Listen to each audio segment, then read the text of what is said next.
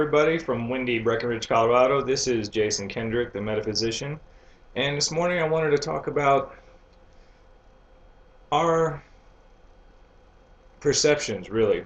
I had a conversation last night with a friend of mine about my videos. I was getting input and getting some constructive criticism, and I noticed how my ego really took that personally.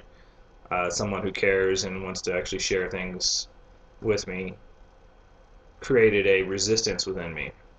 And so it got me to thinking, because this is not somebody who has an agenda outside of my own. They want my success as well as I do. So why would I be so inclined to be resistant to constructive criticism, that kind of advice? And it got me to thinking about our own perspectives in our day-to-day lives and those things that we are resistant to, or those things that we look at as negative, or we look at as something not to our liking, for lack of a better term. And what it got me to realize was thinking about how, since everything is perspective, basically everything we look at isn't necessarily what we think it is.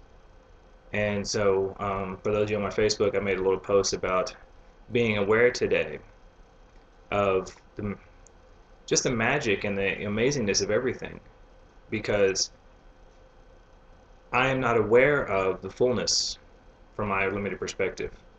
Everything is so much more full and magical and amazing.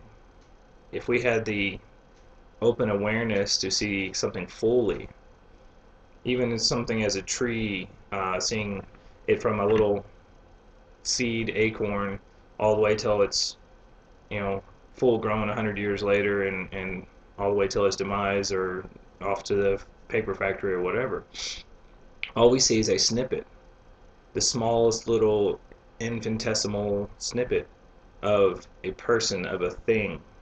And so my challenge to you and to myself today is to really remain in the moment and realize that even though we're programmed as humans to judge everything, because everything we do is a judgment, realize that it is really impossible to actually judge anything, especially another person. Some things, maybe a rock or something, may seem easier to judge. However, there's still millions of years of backstory on even that little rock. So don't be too quick to even judge something like a rock.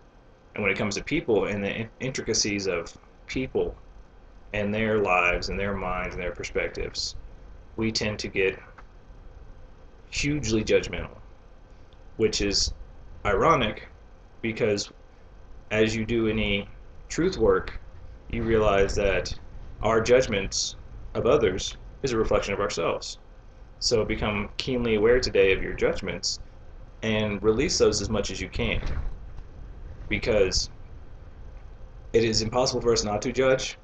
However, we do not need to be ruled by our judgments. Okay? So our judgments may be a tool.